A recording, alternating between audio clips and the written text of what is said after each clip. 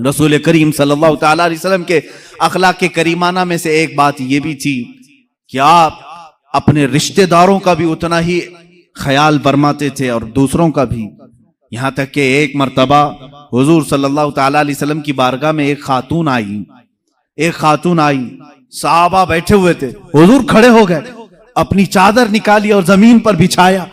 वो खातून आई, बैठी, हुजूर पाक सल्लल्लाहु ताला अलैहि वसल्लम दो जानू होकर उनके पास बैठे उस खातून के और सुनते रहे बातें।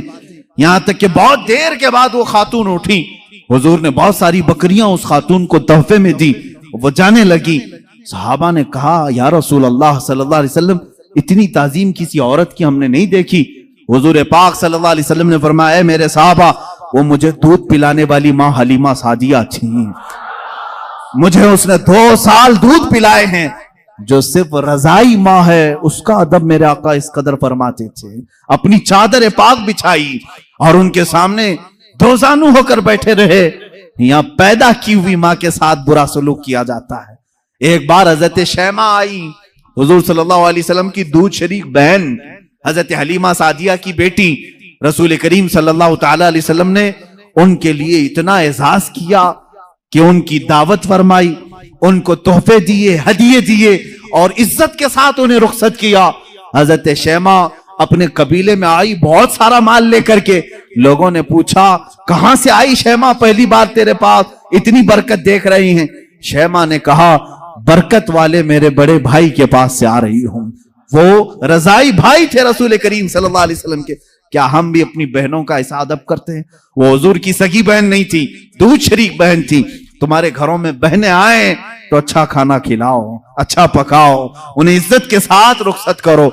बहनें तुम्हारी दूसरे घर भी आई गई हैं, ये नहीं कि नाक पांव सकेड़ लिया और माथा चढ़ा लिया, आई है पता नहीं घर में क्या हो जाएगा, कुछ नहीं। हर मर्द को चाहिए वो अपनी बहनों का अदब भी करें, उनके साथ इज्जत के साथ पेश आए। ये मेरे आका के अखलाक करीमाना में से है, रसूल पाक के अखलाक में से है। एक बार गरीबों का हक दिलाना ये मेरे आका की शान थी। कौन है आज के जमाने में जो मजलूमों की आवाज उठा सके? ए मेरे अजीजों, अगर तुम रसूलुल्लाह के सच्चे उम्मती हो तो मजलूमों की आवाज उठाने वाले बन जाओ। हम जो यहां से मिंबर से आवाज उठाते हैं ये हमारी अपनी आवाज नहीं, मैं तो यही समझता हूं जो मेरे नबी से हमने सीखा है वही आवाज उठाएंगे। मक्का मुकर्रमा में जुबैद एक इलाका है यमन का, वहां से एक शख्स आया, 3 ऊंट लेकर के आया, बहुत खूबसूरत ऊंट। वो जुबैदी शख्स था, वो मक्का में आया और ऊंट बेचने के लिए पूरे बाजार में उससे हसीन और जमील ऊंट थे ही नहीं। अब उसने कीमत लगाई, महंगे भी थे। उसका इरादा यह था कि अच्छी कीमत लेकर के वापस जाऊंगा, लेकिन मक्का में अबू जहल की दादागिरी भी चलती थी, गुंडागर्दी थी। वो गुंडा था मक्के का और उसकी बात पर लोग डरते भी थे। और इसीलिए हम कहते हैं गुंडागर्दी मत करो, इसलिए कि अबू जहल की तुम जुर्रियत में नहीं हो, तुम मुस्तफा की उम्मत में हो। मेरे आका सल्लल्लाहु ताला अलैहि वसल्लम गुंडों को उनके मकाम तक पहुंचा भी दिया करते थे, दादागिरी करने वाले। अबू जहल गया और पूछा, क्या कीमत है इसकी? तो जुबैदी ने कहा, जो भी कीमत लगाया 1,000 दीनार, बहुत महंगे ऊंट थे, 1,000 दीनार। अबू जहल ने कहा, ये तीनों ऊंटों की जो कीमत है ना, इसका 1/3 मैं दूंगा बस, यानी 1,000 दीनार में पूरे ऊंट दे दे बस, इससे ज्यादा नहीं। अब अबू जहल इतनी कम कीमत लगाया था जो मक्का के बाजार में भी नहीं थी, उसका हक मार रहा था जो यमन से बाजार में बेचने आया था। लेकिन बात यह थी कि अबू जहल की कीमत के बाद फिर दूसरा कोई कीमत लगाने को तैयार भी नहीं होता। अब बाजार में कोई नहीं आ रहा इससे ज्यादा देने के लिए, अब इससे ज्यादा देगा तो अबू जहल उसको मारेगा। मेरी बोली पर तू कैसे बोली लगाया, क्या तू मेरे से बड़ा सेठ है? वो जमाने का सेठ भी था, मारता था लोगों को। अब वो परेशान हो गया, यमनी जुबैदी शख्स। आखिरकार वो कई लोगों के पास गया, बड़े बड़े अशराफ मक्का जो थे उनके पास गया, रिक्वेस्ट किया कम से कम मेरे जाने भर का हो जाए, यमन पहुंचने का, कीमत बढ़ा दो, थोड़ी मेरे ऊंटों की कीमत बढ़ाओ, देख नहीं रहे बहुत कीमती ऊंट है। कोई उसकी नहीं सुना। यहां तक कि हुजूर पाक सल्लल्लाहु अलैहि वसल्लम हजरत अबू बकर, हजरत उमर, हजरत उस्मान के साथ हरम काबा में बैठे हुए थे, मक्का मुकर्रमा में बैठे हुए थे। वो शख्स हुजूर पाक सल्लल्लाहु अलैहि वसल्लम के पास सीधा आया और कहा, ए अहले कुरैश, तुम्हारे यहां तिजारत के लिए कौन आएगा? तुम्हारे यहां गरीबों का इस्तेहसाल किया जाता है, जुल्म किया जाता है, कीमतें घटा करके ली जाती हैं, गुंडागर्दी है, दादागिरी है, कौन आएगा तिजारत करने? हुजूर पाक सल्लल्लाहु अलैहि वसल्लम खड़े हो गए, कहा, कौन तेरे साथ गुंडागर्दी किया? कौन है तेरे साथ दादागिरी किया?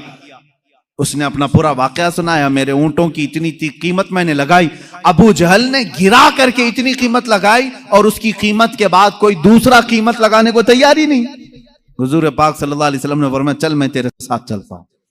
बाजार में हुजूर तशरीफ लाए, बाजार में आए अल्लाह के नबी सल्लल्लाहु ताला अलैहि वसल्लम।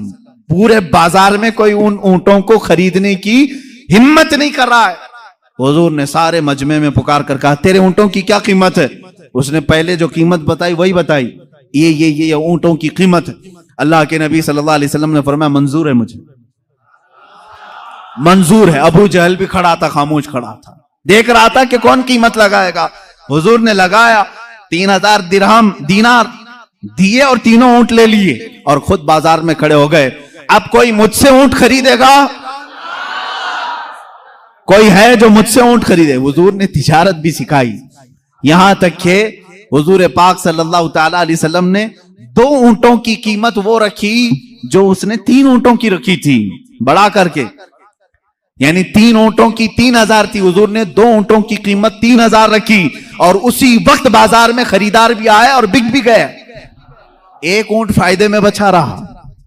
3000 जो हुजूर ने उसको दिए थे वो 3000 2 ऊंटों में वापस आए, एक ऊंट फायदे में बचा रहा। उस एक ऊंट को मेरे आका सल्लल्लाहु अलैहि वसल्लम ने बेचा, तीसरा खरीदार आया और वो पूरे माल को वही यमनी जुबैदी शख्स के हवाले किया, अपने अहले खाना को, अपने घर वालों को सब में तकसीम किया। ये सब माजरा देख रहे थे। अबू जहल खड़ा था, सीधे हुजूर चलते हुए अबू जहल के पास आए, सीधे उससे कहा, या उमर, उसका नाम उमर था, ए अबू जहल, ए उमर, आइंदा दोबारा किसी भी मजलूम के साथ ऐसा मामला ना करना, वरना तेरे साथ वो सुलूक होगा मेरी जानिब से जिसको तू कभी जिंदगी में पसंद नहीं करेगा। उसने कहा, ठीक है, मैं वादा करता हूं आइंदा से किसी की कीमत नहीं गिराऊंगा। भीगी बिल्ली बन गया, डर गया इतना, जिसके रौब से सारे लोग डर रहे थे, कुछ नहीं। हुजूर शाहाना फतह के साथ निकले, सारे कुरैश के सरदार जल्दी जल्दी दौड़े आए। अबू जहल से कहा, क्या हो गया, क्यों घिग्गी बन गई थी? मोहम्मद से डर गए? हम तो उनके खिलाफ मीटिंग करते रहते हैं, सबके सामने उन्होंने तुझे डरा लिया और तू हाँ हाँ करता रहा, वादा भी कर लिया आइंदा कभी नहीं करूंगा, क्या बात है? सुनो मेरे अजीजों, अल्लाह की अजीम फतह और नुसरत कैसी होती है। अबू जहल कहता है, लोगों क्या बताऊं, बात यह है कि मोहम्मद की बात को मैं इनकार कर सकता था, लेकिन जब वो मेरे सामने बात करने के लिए आए तो मैंने देखा इधर 500 उधर 500 नेजा लेकर कोई लोग खड़े हुए थे। अगर मैं इनकार करता सारे नेजे मेरे ऊपर आ जाते थे। इतनी बड़ी जमात मोहम्मद अकेले लेकर के आए हैं, मैं मानता ना क्या करता, यहां मानू ना तो क्या करूं, मेरी जान तो ही दे सकता था। मैं मान लिया, जैसे ही मैं मान लिया वो जमात भी गायब हुई, मोहम्मद भी चले गए। मुझे मालूम था कि मोहम्मद कोई जमात लेकर के आए। मक्का वालों ने कहा, कोई भी जमात नहीं थी, वो अकेले आए थे। मेरे अजीजों, ये अल्लाह की फतह है। कमजोरों के हक दिलाने के लिए जो खड़ा होता है, अल्लाह अपने फरिश्तों को उसका हामी बनाकर भेजता है। तुम आवाज उठाओ गरीबों के लिए, आवाज उठाओ मजलूमों के लिए, आवाज उठाओ कमजोरों के लिए। ये ना देखो कि तुम्हारी आवाज कितनी है, तुम कितनी हैसियत रखते हो। आज मुझे भी मालूम है मेरी कोई हैसियत नहीं, मेरे घर की कोई वैल्यू नहीं, मेरे पास कुछ नहीं, सिर्फ इसलिए बोलता हूं शायद अल्लाह रब्बुल इज्जत मेरे नबी के सदके कोई नुसरत की फौज जरूर भेजेगा जो कमजोरों के लिए आवाज उठाएगा। मेरे नबी के लिए जैसे अल्लाह ने मदद भेजी, अपनी अमीब की उम्मत के लिए भी जरूर वो मदद नाजिल करेगा। ऐ मुसलमानों, मेरा यही मैसेज था, अल्लाह के हबीब के अखलाक को अपना लो। अल्लाह के रसूल सल्लल्लाहु ताला अलैहि वसल्लम से अजीम अखलाक किसी और के नहीं है। रहम के मामले में, माफ करने के मामले में, सच बोलने के मामले में, वादा वफाई के मामले में, अमानत के मामले में और लोगों से मुलाकातों के मामले में, एक दूसरे को खिलाने के मामले में, एक दूसरे से बात करने के मामले में, एक दूसरे के दुख दर्द में शरीक होने के मामले में, लोगों के जनाजे उठाने के मामले में, बीमारों की इयादत करने के मामले में, बच्चों को मुस्कुराने के मामले में, औरतों की बातें सुनने के मामले में, बेवाओं का बोझ उठाने के मामले में, हर चीज में मेरे आका के अखलाक की कोई मिसाल नहीं। मक्का की एक बूढ़ी औरत अपना सामान लेकर के खड़ी है, मेरे आका उसके पास चले गए। बीबी कहां जा रही है? कहा एक मजदूर चाहिए, मेरा सामान उठाए और ले जाए। हुजूर ने कहा मेरे कंधे हाजिर है, मैं ले चलता हूं। उस बूढ़ी औरत के सामान को अपने कंधों पर उठाया। वो खातून जहां तक कहती रही हुजूर चलते रहे। एक घर में जाकर उस खातून ने सामान उतरवाया, साफ करके हुजूर ने उसको उस घर में शिफ्ट किया। मेरे आका ने पूछा यहां क्यों आई बड़ी भी? वो खातून कहती है बेटा बात बता रही हूं, गौर से सुन ले। मक्का में मोहम्मद नाम का एक जादूगर आया हुआ है, उससे डर करके मैं मक्का छोड़कर यहां आई हूं, मक्का छोड़कर यहां आई हूं। कहा मोहम्मद नाम का जादूगर आया है, उसका जादू सब पर चल जाता है, मैं नहीं चाहती कि मेरे ऊपर भी जादू हो जाए, मेरा दीन बदल जाए, मैं मक्का छोड़कर यहाँ आई हूं। मेरे आका की आंखों में आंसू आ गए। क्या प्रोपेगेंडा फैलाया था शैतानों ने, जालिमों ने, काफिरों ने। उस खातून ने पूछा तुम क्यों रोते हो? कहा जिसके डर से तुम आई हो वो नाम मोहम्मद मेरा है, वो नाम मोहम्मद मेरा है। वो खातून फिर हुजूर पाक सल्लल्लाहु अलैहि वसल्लम के पास अदब के साथ खड़ी हो गई। कहा ऐ मेरे नौजवान, अगर तेरा ही नाम मोहम्मद है तो मैं गवाही देती हूं तेरा लाया हुआ दीन सबसे सच्चा दीन होगा। जो बूढ़ों का ख्याल करता हो और कमजोरों का बोझ उठाता हो, वो झूठे दीन का दाई नहीं हो सकता। अखलाके रसूल में आ जाओ मेरे अजीजों। मेरे आका सल्लल्लाहु ताला अलैहि वसल्लम ने गुरबा और मसाकीन के बोझ उठाए। हमें चाहिए कि कमजोरों की इआनत करें, ताउन करें। अल्लाह के नबी सल्लल्लाहु ताला अलैहि वसल्लम ने अपने दस्तरखान पर अपना खाना दूसरों के लिए छोड़ दिया और खुद भूखे रह गए। कुल जहां मिल्क और जौ की रोटी ग़िज़ा, उस शिकम की कनाअत पे लाखों सलाम। मेरे आका सल्लल्लाहु ताला अलैहि वसल्लम के उन अखलाक़े करीमाना पर पूरी रात गुफ्तगू करते चले जाएं, लेकिन मैं बताता हूं सब कुछ अखलाक मिलेंगे, लेकिन दुनिया में सानी कोई नहीं मिलेगा, दूसरा कोई नहीं मिलेगा। उन अखलाक का पैकर कोई तीसरा दूसरा नहीं मिलेगा। बच्चों के साथ भी वही अखलाक हैं। एक बार बच्चों के साथ बैठे हुए हैं, सबको खिलाते थे। जब भी हुजूर तिजारत से आते थे, कैफियत साहबा बताते हैं, हुजूर मदीने में इंटर हो रहे हैं या मक्का में दाखिल हो रहे हैं तिजारत के बाद, हुजूर सल्लल्लाहु अलैहि वसल्लम पूरे मोहल्ले के बच्चे भागते हुए हुजूर के पास आते। कोई जुब्बे से लटक गया, कोई कंधे से लटक गया, कोई कहां लिबास पकड़ा हुआ है, हुजूर किसी को रोकते नहीं, सारे बच्चों के साथ आते और तिजारत में उनके लिए कुछ ना कुछ लाए होते, सब बच्चों को वो गिफ्ट देते और सब हंसी खुशी चले जाते। एक साहबियां उम्मे खालिद, छोटी बच्ची हैं, हुजूर सल्लल्लाहु ताला अलैहि वसल्लम साहबा को कुछ बयान कर रहे हैं, वो चलती हुई आई, हुजूर की चादर निकाली, पीछे हुजूर के मोहरे नबुव्वत है, उससे खेलने लगी। वो निहायत ही खूबसूरत मोहरे नबुव्वत थी। माँ बाप ने डांट करके कहा बच्ची से, उम्मे खाली से हट जा, रसूलुल्लाह के कंधे के पास पहुंच गई। हुजूर ने फरमाया दाहा तलाबू, छोड़ो उसे खेलने दो मेरे साथ। या अखलाक मेरे आका सल्लल्लाहु अलैहि वसल्लम, छोड़ो उसको मेरे साथ खेलने दो। उस बच्ची को भी खेलने के लिए अपना जिस्म पाक अता किया। ये बच्चों के साथ एक बार मोहल्ले से गुजर रहे हैं, छोटे छोटे बच्चे नकल करते रहते हैं किसी न किसी की। एक है बच्चे उसमें अबू महजूरा, सारे बच्चों को जमा करके कहते हैं बिलाल कैसे अजान देते मैं बताऊं? बच्चों ने कहा हाँ बताओ। वो एक ऊंचे कट्टे पर खड़े हो जाते हैं, हजरत बिलाल जैसे मस्जिद में अजान देते थे, ये बच्चा नकल करके बता रहा है। हुजूर वहीं से गुजर रहे थे, पीछे जाकर खड़े हो गए, सारे बच्चे सामने वाले डर गए, अबू महजूरा को नजर नहीं आए, वो अजान देते रहे। जैसे ही बच्चे इधर उधर डर के सिसकने लगे, सहमने लगे, अबू महजूरा ने पीछे मुड़ करके देखा हुजूर पाक थे, वो डर करके रोने लग गए। कहा माफ करो मुझे, माफ करो, मैं तो ऐसे ही बच्चों को बता रहा था। जाहिर सी बात है किसी की नकल करते हुए पकड़ा जाए, दूसरे लोग मार डालें उसे, बदतमीज बद अखलाक नहीं। मेरे आका ने कहा आओ इधर, मस्जिद नबवी ले आए और ऊंचे टीले पर खड़ा किया। कहा जैसे नकल कर रहे थे फिर करके दिखाओ, फिर करके दिखाओ बिलाल कैसी अजान देते हैं। अबू महजूरा ने जब देखा मैंने गलत नहीं किया था, अब खुशी के मारे अजान देने लगे।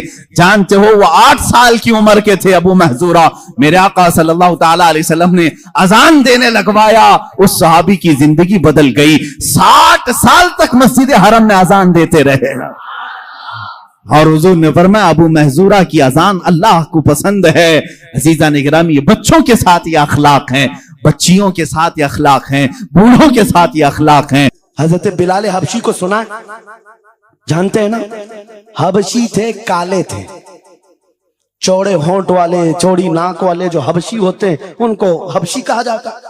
हजरत बिलाल हबशी थे और एक साहबी हजरत अबू जर, इन दोनों के दरमियान झगड़ा हो गया, छोटा सा झगड़ा। झगड़े के दरमियान हजरत अबू जर ने सिर्फ इतना कहा, या उम्मत सौदा, या इब्न उम्मत सौदा, ऐ काली मां के बेटे। हजरत बिलाल को इतना कहा, काली मां के बेटे। हजरत बिलाल को यह बात लग गई और दिल में ये बात रखा और हुजूर की बारगाह में आकर कहा, या रसूल अल्लाह, दिल दुखता है। कहा क्यों? अबू जर ने आज कहा, ऐ काली मां के बेटे। हुजूर जलाल में आए, मस्जिद में आए, मिंबर पर आए, कहा बुलाओ अबू जर।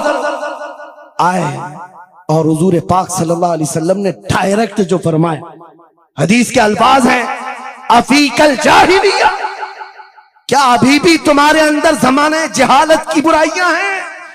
3 बार कहा और उसके बाद हुजूर गजबनाक होकर जैसे ही अंदर गए, हजरत अबू जर तड़पने लगे, बेकरारी। दौड़ करके आए, हजरत बिलाल का हाथ पकड़ा, कहां है बिलाल? हजरत बिलाल मिल गए तो हाथ पकड़ करके ले आए। मैं किस लिए कह रहा हूं, कान खोल के सुन। छोटी छोटी बातों पर मशाइख से उलझ जाते हो, बड़े बड़ों को आज बदतमीजी के साथ बात करते हो। साहबा में हुजूर ने जो मोहब्बत डाली थी किस बुनियाद पर? हजरत बिलाल का हाथ पकड़कर हजरत अबू जर ले आए मस्जिद में। कहा, बिलाल गलती हो गई, मैंने तुमको इब्न उम्मी सौदा कहा, काली मां का बेटा कहा। हजरत बिलाल कहते वो बात हो गई, खत्म हो गई। कहा नहीं, खत्म नहीं हुई, मेरे नबी नाराज हैं, आका नाराज हैं। फिर क्या किया? हजरत बिलाल ने कहा मैंने माफ कर दी। हजरत अबू जर कहते ऐसे नहीं, ऐसे नहीं। हजरत अबू जर नीचे जमीन पर सो गए। कहा बिलाल, तुम अपना ये काला पांव, इसका तलवा मेरे चेहरे पर रगड़ो, चेहरे पर रगड़ो, ताकि मुझे एहसास हो कि मैंने किससे उलझा है, किससे उलझा है। अपने आप को नीचे लिटा दिया। कहा बिलाल, अपना पांव मेरे चेहरे पर रखो, एहसास जब हो जाए नबी के गुलामों। हजरत बिलाल कंधे पकड़कर उठाते हैं कि हाँ अबू जर क्या कर रहे हो, मेरा पांव तुम्हारे चेहरे पर, अल्लाह कभी ना करे, आओ सीने से सीना मिलाओ, मैं जिसका गुलाम हूं उसके तुम भी गुलाम हो। सुभान अल्लाह। यह उनकी इज्जतें थी, एक ही महवर था वो नबी पाक की इज्जत, एक ही मरकज था। काश वो चीज अगर आज आ जाए, ये सब भूल जाएंगे इख्तिलाफात। असल बात ये, जिहालत इतनी भरी हुई है, ये छोटे छोटे तबकों में बट करके पता नहीं किसको किसको कोसते रह जाते हैं। अरे जिसको बोलना हो उसको बोलने से पहले इतना तो सोचो, नबी की बात करता है, हुजूर का गुलाम है, आशिक रसूल है। लेकिन एक बात, तुम खराबियां छोटी सी भी पा लेते हो तो चर्चा करते हो, इतना चर्चा करते हो। क्या ये फरिश्ते हैं? हर एक से गलतियां हैं, हर एक की गलतियां हैं। जितना चर्चा एक गलती को लेकर करते हो, कसम खुदा की बताओ, अपने दिल पर हाथ रखकर उसकी एक अच्छाई मिले तो क्या इतना चर्चा करते?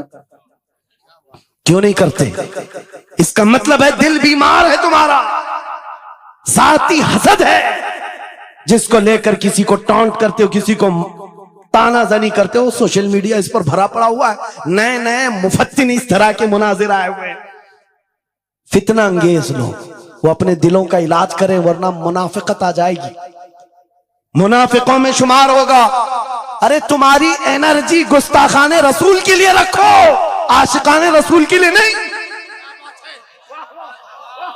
जितनी ताकत लगाना है उन कुत्तों के खिलाफ लगाओ जो नबी पर भौंकते हैं और जो जिंदगी भर नबी की अजमत की नौकरी करते हैं। तुम्हारी जुबानें उनके लिए खुलती हैं। बहुत उम्दा। कैसा आलमिया है, कैसा आलमिया है। जिंदगी भर नबी की नात पढ़ने वाले को एक कूड़ा करकट जमा करने वाला सब्जी बेचने वाले के सामने खड़े होकर अपना ईमान साबित करना पड़ रहा है। बड़े बड़े मशाइख को आज सर्टिफिकेट दिखाना पड़ रहा है, मैं भी मोमिन हूं, मैं भी मोमिन हूं। और किसके सामने? गली कूचों पर नुक्कड़ पर बैठ करके मुनाजरे करने वालों पर, जिनके ईमान का कोई ठिकाना नहीं। लेकिन मैं आपको कहता हूं, इन गद्दारों से अपने आप को बचाओ। नबी की अजमत जिसके पास देखो, सारे इख्तिलाफात भूल जाओ, उसकी इज्जत करो, बेशक उसकी इज्जत करो। इसलिए कि कल क़यामत के दिन तुम्हें जब खड़ा होना है शफाअत के लिए, तुम भी उसी नबी को पुकारोगे, वो भी उसी नबी को पुकारे। लेकिन एक बात सुन करके जाओ, मेरे आका ने फरमाया मेरा उम्मती, ये नहीं कहा मेरी अहले बैत। अहले बैत का मकाम बहुत बुलंद है। फरमाया मैं, हुजूर फरमाते हैं कल क़यामत के दिन वो मेरी शफाअत के करीब ना आए। अल्लाह अकबर। वो मेरी शफाअत के करीब ना आए। नबी को कितना एहसास है तुम्हें जोड़ कर रखने का, तुम्हारे इत्तिहाद का। हुजूर पाक ने 3 दुआएं की थी मस्जिद इजाबा के पास। एक दुआ नहीं पहुंची, जिसमें वो यही दुआ थी कि अल्लाह मेरी उम्मत को इख्तिलाफात से बचा। ये इम्तिहान है उम्मत का, लेकिन नबी को सबसे ज्यादा इस बात का शौक था कि मेरी उम्मत मुत्तहिद रहे। ऐसा शौक नबी पाक का कि सहाबा को तकरार करते हुए देखना पसंद नहीं करते, सफों में दरार पसंद नहीं करते। आपको पता है हुजूर उस वक्त तक रकात नहीं बांधते जब तक सफें पूरी दुरुस्त नहीं करते।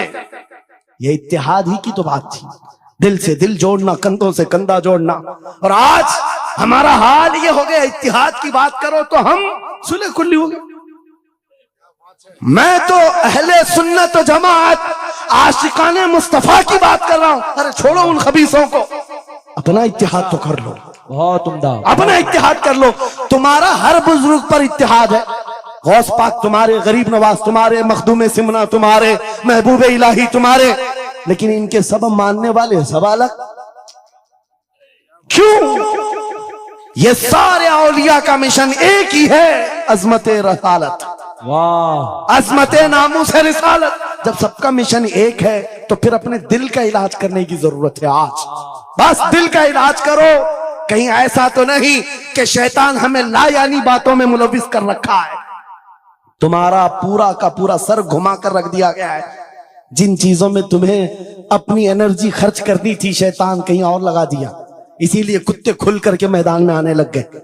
उनको पता है जिस दिन ये मोहम्मद अरबी के शेर जमा होने लग जाए तो फिर इनका जीना हराम कर रखेंगे। तुम्हें हजारों इख्तिलाफात में डाल रखा है और बाज़ाब्ता इसकी प्लानिंग होती है। इस हलके को अलग, हर एक में एक फित्तीन भेजा जाता है जो उसके मुर्शिदों को ये गाली दे, इधर का एक उनके मुर्शिदों को गाली दे, और फिर ये अंगार भड़काए रखे, ये उलझते रहे उलझते रहे उलझते रहे। और कुफ्फार और मुशरिकीन अपने नापाक मंसूबों से इस्लाम को गालियां दे, कुरान को गालियां दे, रब को गालियां दे, नबी को गालियां दे। आज ये आलमिया है या नहीं? तुम पीर के खिलाफ बात सुन करके भड़क जाते हो और नबी के खिलाफ बात सुनकर खामोश बैठते हो। अल्लाह, कैसा आलमिया आ गया। अगर तुम इस तरह की टुकड़ियों में घेर दिए गए, महसूर हो गए, तो समझ लो कि बर्बादी बहुत करीब है, बहुत करीब है। बगदाद में ये हो चुका है, गरनाता में ये हो चुका है। उलमा को लड़ाया गया था, अलग अलग जमातें बनाई गई थी, बाज़ाब्ता उसमें शिया सुन्नी अलग अलग तबकात बनाए गए। क्योंकि एक बुजुर्ग ने कहा था अपने बेटे को, लकड़ियों का एक गट्ठा दिया बंधा हुआ, बेटे से कहा बेटा इसको खोलना नहीं, तोड़ देना। तोड़ने की कोशिश किया, उसका घुटना फूट गया। उसके बाद वो आया कई घंटों के बाद, कहा बाबा टूटता नहीं। कहा खोल दे रस्सी। रस्सी खोला, गट्ठा था लकड़ियों का। कहा अब तोड़। एक एक को तोड़ा, आधे घंटे में टूट गए। बुजुर्ग ने कहा बेटा मैं ये उम्मत मुस्तफा की मिसाल देना चाहता, अगर ये रस्सी में मजबूत बंधे हो, बड़ी सी बड़ी ताकत इनको तोड़ने आए अपना खुद बर्बाद कर जाएगी। लेकिन अगर तुम खुल गए तो चंद दिनों में कस्तों में सफाया होगा। मुत्तहिद रहोगे तो कहलाओगे मोमिन व गाजी, मुंतशिर होगे तो कस्तों में सफाया होगा। मेरा मैसेज यही है, वातसिमू बिहब्लिल्लाहि जमीआ, अल्लाह की रस्सी को मजबूती से थाम लो। और अल्लाह की रस्सी एक ही है, कितनी अजीब बात है। वो दूसरों के लिए फर्क करना मुश्किल हो जाता है। उनका हवाओं का खुदा अलग है, पानी का अलग है, मिट्टी का अलग है, मरने का अलग है, पैदा होने का अलग है। अरे तुम्हारा सब मिलाकर एक ही है, एक ही है, एक खुदा है जिसके सामने तुम्हें झुकना है। और फिर नबी पाक जो सारे नबियों का सरदार, एक रसूल की मोहब्बत तुम्हारे दिल में बिठाने के लिए कही गई। एक रसूल की मोहब्बत, अगर इस पर हम कामिल हो गए, मेरे अजीजों, कुरान कहता है ला तहीनु वला तहज़नु अंतुमुल आलौ व अंतुमुल आलौन, तुम सबसे बुलंद होगे अगर नबी के गुलाम हो जाओ, अगर नबी के गुलाम हो जाओ। सब मेरी बातों का खुलासा एक ही है। आओ बारगाह मुस्तफा में यह अहद करते हैं और अपनी जिंदगी का मकसद समझ करके आखिर मैं इस बात पर खत्म करता हूं।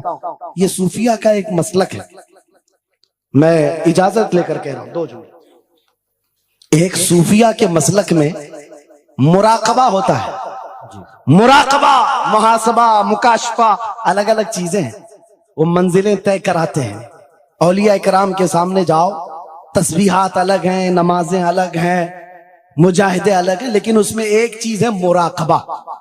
मुराकबा किसको कहते हैं मैं आपको बताता हूं। गर्दन झुकाकर खामोश बैठ जाना, पढ़ना उड़ना कुछ नहीं, खामोश बैठना है, यह मुराकबा है, खामोश बैठना।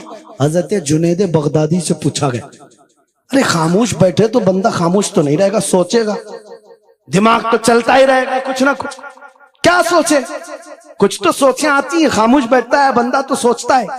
हजरत जुनैद बगदादी ने कहा हाँ, मुराकबा मतलब है पढ़ना तो नहीं है, सोचना तो है।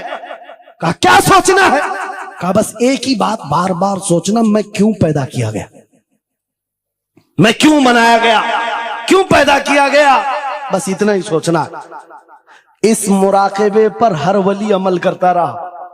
और बताओ मैं आपको, जब किसी का मुराकबा मुकम्मल हो जाए, तुम भी करके देखना, आज के बाद जाओ बैठ करके 1 घंटा ना सही, आधा घंटा नहीं, 10 मिनट आंखें बंद करके सोचो, मुझे क्यों बनाया गया, मुझे क्यों पैदा किया गया, इस जगह क्यों रखा गया। और जब यह मुराकबा कंप्लीट होता है, एक मंजिल पर बंदा पहुंच जाता है, उसका ज़मीर जवाब देने लगता है कि तू क्यों पैदा हुआ था। उसका दिल खुद ही बोलेगा क्यों पैदा हुआ था। आओ मिसाल बताऊं, जिसका मुराकबा कंप्लीट हुआ। एक मिसाल में मुर्शिद गिरामी हुजूर ताजुश शरिया की बात करता हूं। जब उनका मुराकबा मुकम्मल हुआ होगा, तब दिल जवाब दिया है, जिंदगी ये नहीं किसी की किसी के लिए, जिंदगी है नबी की नबी के लिए। अरे ना समझ मरते हैं जिंदगी के लिए, जीना मरना है सब कुछ नबी के लिए। सुभान अल्लाह। मुराकबा कंप्लीट हो जाए, ये जवाब आता है, ये जवाब आता है हमारी जिंदगी किसके लिए है। अल्लाह ताला अलैहि वसल्लम के अजीम अखलाक में से ये है कि आप दूसरों की फिक्र के लिए हमा वक्त मसरूफ रहते। यहां तक के चंद मिसालें मैं आपको बताऊं। हुजूर पाक सल्लल्लाहु ताला अलैहि वसल्लम से एक सहाबी आए और उन्होंने पूछा, आका मैं आपको कहां ढूंढूं, कहां ढूंढूं। वो ढूंढ ढूंढ करके आए थे मदीने में, और एक जगह हुजूर पाक सल्लल्लाहु अलैहि वसल्लम से मुलाकात हो गई। हुजूर ने देखा उनको, मुस्कुराया। जवाब क्या फरमाया?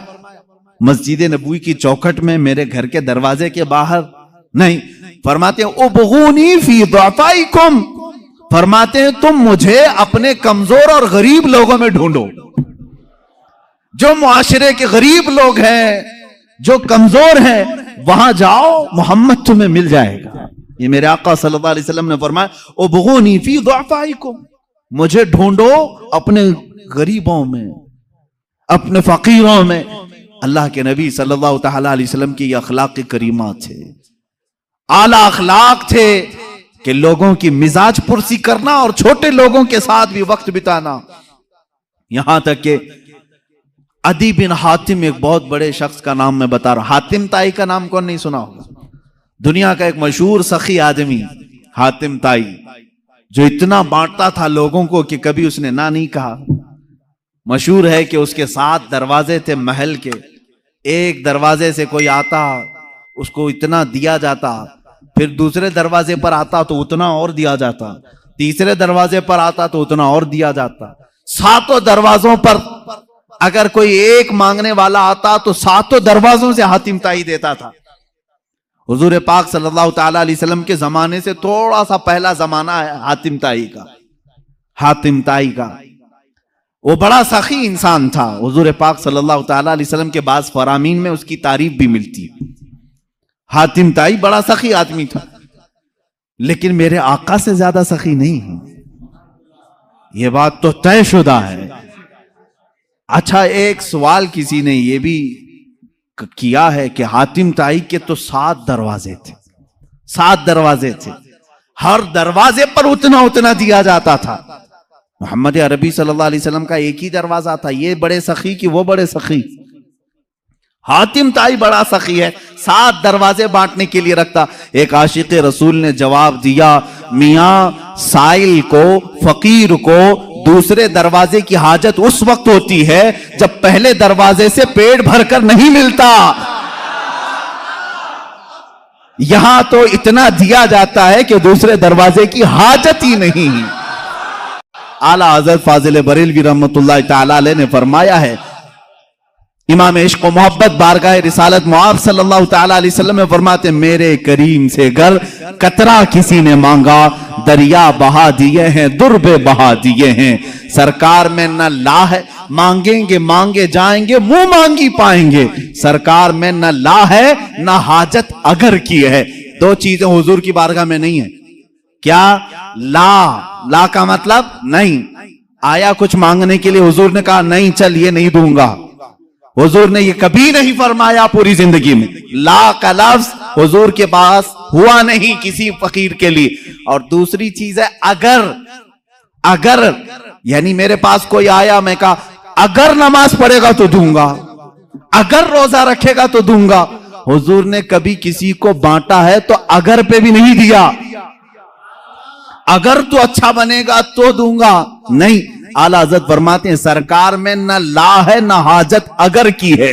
वाह क्या जूदो करम है शहे बतहा तेरा, नहीं सुनता ही नहीं मांगने वाला तेरा। उस हातिम ताई के बेटे की बात कर रहा हूं, अदी बिन हातिम। अदी नाम था, अदी। ये एक जंग में हुजूर पाक सल्लल्लाहु ताला अलैहि वसल्लम के सहाबा के मध्य मुकाबिल आया, और अदी की बहन भी थी। बहन गिरफ्तार होकर के आ गई। अदी भाग करके मुल्क शाम चले गए। वो यमन में रहते थे, यमन में लड़ाई हुई, सहाबा गालिब आए, वो यमन से फरार होकर मुल्क शाम चला गया। अदी की बहन गिरफ्तार होकर मदीने तैयबा आई। हुजूर पाक सल्लल्लाहु ताला अलैहि वसल्लम ने सहाबा से फरमाया, अगरचे वो कैदी बनकर के आई, लेकिन हातिम की बेटी है, उसके साथ अच्छे अखलाक से पेश आओ। कैदियों के साथ अच्छे अखलाक से पेश आना मेरे आका की शान है।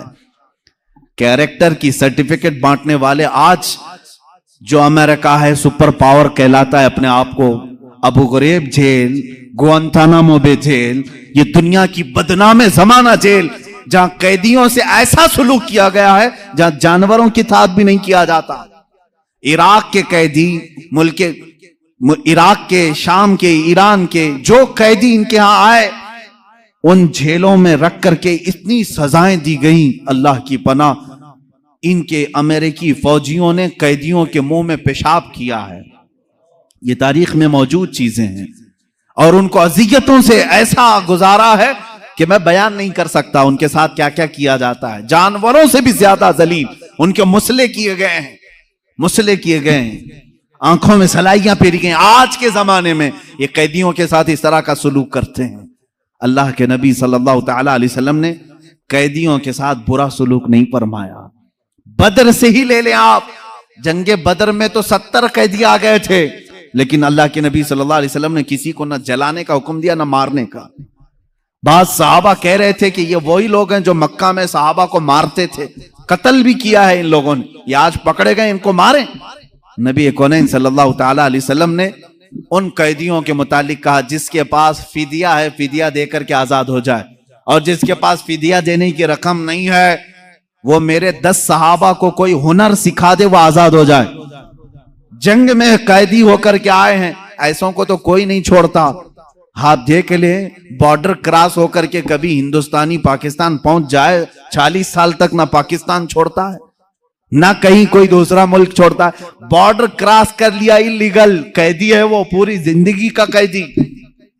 आज पूरी दुनिया जानती है, लेकिन अखलाक रसूल की एक मिसाल तुम नहीं पेश कर सकोगे।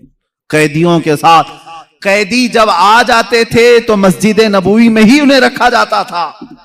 ऐसा नहीं कि उनको जंगल में, मैदान में, सहरा में बांध करके रखते।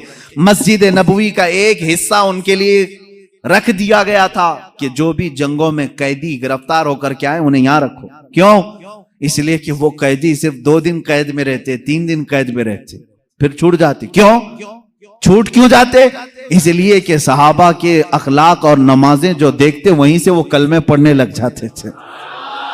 ये हिकमत बालिगा थी मेरे आका सल्लल्लाहु अलैहि वसल्लम की। कैदियों को मोहब्बतों से ईमान की तरफ भी बुलाया, और जो ईमान लाया फिर वो किसी का कैदी नहीं, फिर किसी का कैदी नहीं। हत्ता कि कातिल भी ईमान लाया है तो हुजूर ने माफ किया है। अब अदी बिन हातिम की बात मैं कर रहा हूं। अदी बिन हातिम बाद में ये सहाबी हो गए। अदी बिन हातिम जिनके मुतालिक ये रिवायत है कि वो भाग करके मुल्क शाम चले गए। उनकी बहन को हुजूर सल्लल्लाहु तआला अलैहि वसल्लम ने आजाद किया और कहा जाओ तुम्हारे भाई को भी खुशखबरी दे दो कि अगर वो आ जाएं तो उन्हें भी माफ कर दिया जाए। वो गई, जाकर के अदी से हुजूर की बड़ी तारीफें की, ऐसे अखलाक वाला मैंने कभी किसी को नहीं देखा।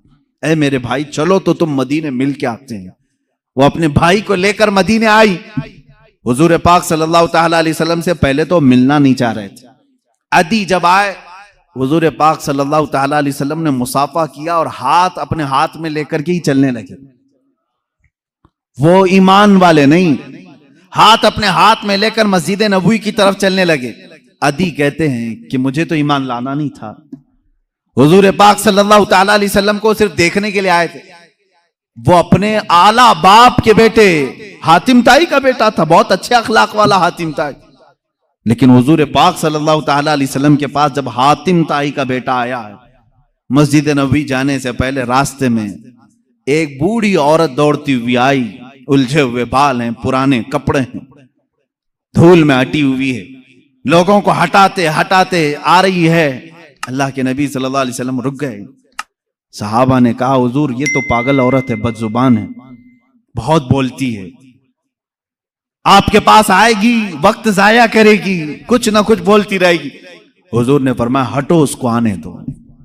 सहाबा रोक रहे थे, वो खातून आगे बढ़ती आई। अल्लाह के नबी सल्लल्लाहु अलैहि वसल्लम ने फरमाया मुझे मालूम है पूरे मदीने में उसकी कोई बात नहीं सुनता, अगर मैं भी ना सुनूं तो वो किसको सुनाएगी। अदी बिन हातिम कहते हैं मेरा हाथ मेरे आका सल्लल्लाहु अलैहि वसल्लम के हाथ में था। वो खातून आई, मिनट 2 मिनट नहीं घंटों खड़ा करके रखी रही, बात करती रही, बात करती रही, बात करती रही, और कही हुई बात वही पलटा पलटा कर दोबारा वही बातें करती रही। अदी बिन हातिम कहते हैं मैं हुजूर को देख रहा था, उस औरत की बात को ऐसे सुन रहे हैं जैसे किसी बड़े दानिशमंद की बात सुन रहे हो। बार बार उसे सर हिला करके कहते हैं हाँ अच्छा ऐसी बात है, अच्छा ऐसी बात है। अदी बिन हातिम कहते हैं ये अल्लाह का रसूल है जो सामने वाले को ये एहसास भी होने नहीं देता कि वो पागल है, ये एहसास भी होने नहीं देता कि उसका ज़हनी तवाज़ुन खराब है।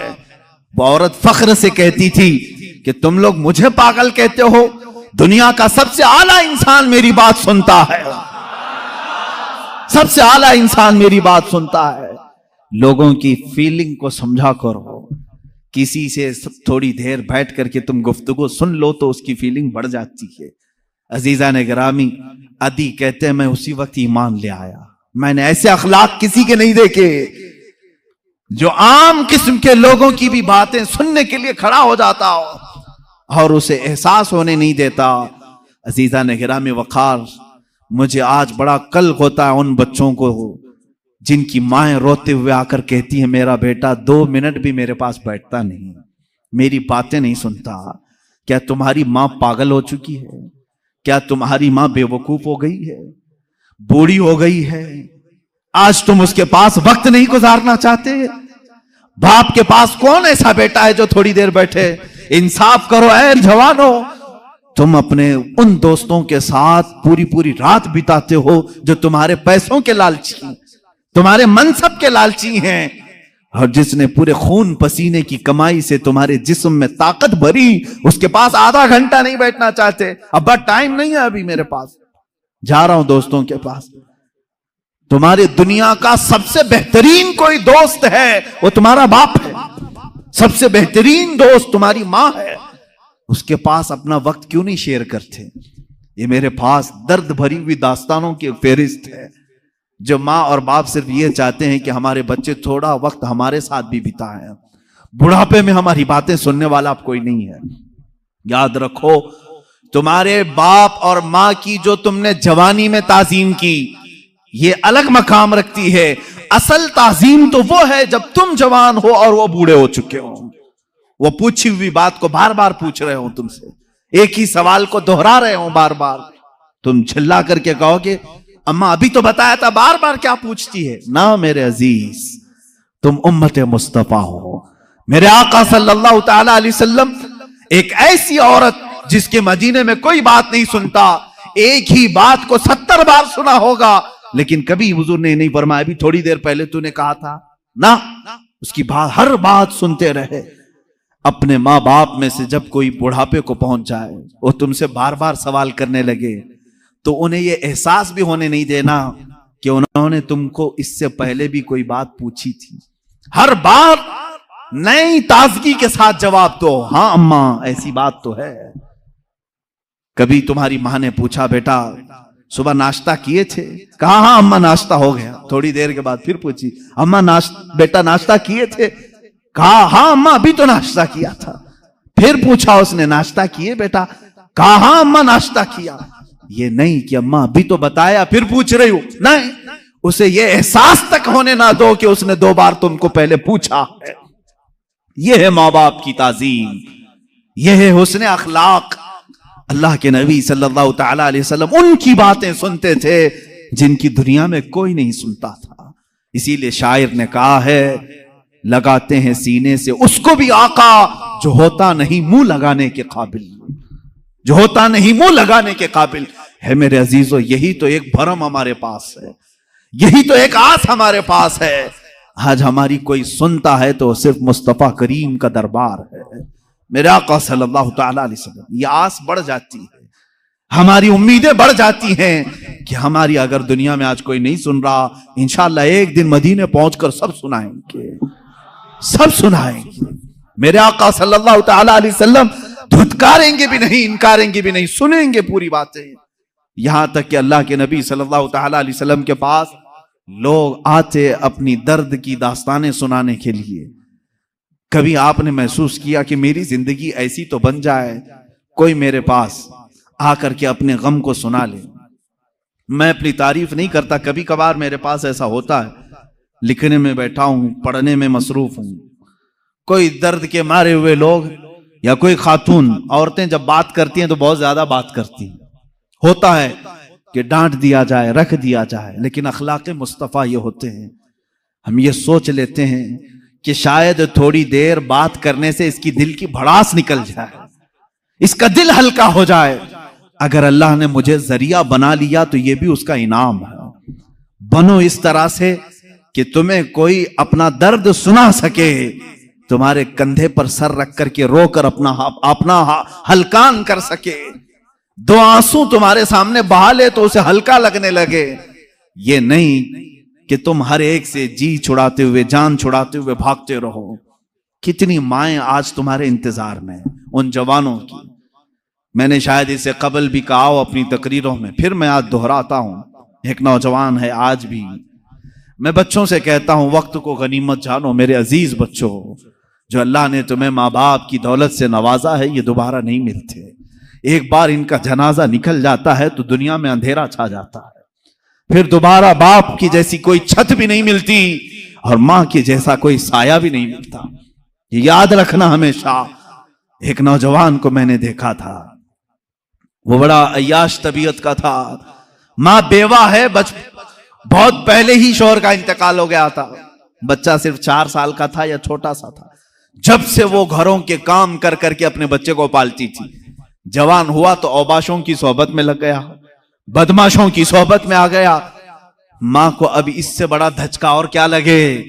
एक दिन आई थी मेरे पास रोते हुए, कहा गजब हो गया, जिंदगी ने पहले ही मेरे से शोहर की जुदाई, और मैंने ऐसे अय्याम काटे कि लोगों के जूठे बर्तन धोए इस उम्मीद पर कि एक बेटा है जवानी में, ये जब पहुंचेगा तो मेरे बुढ़ापे का सहारा होगा।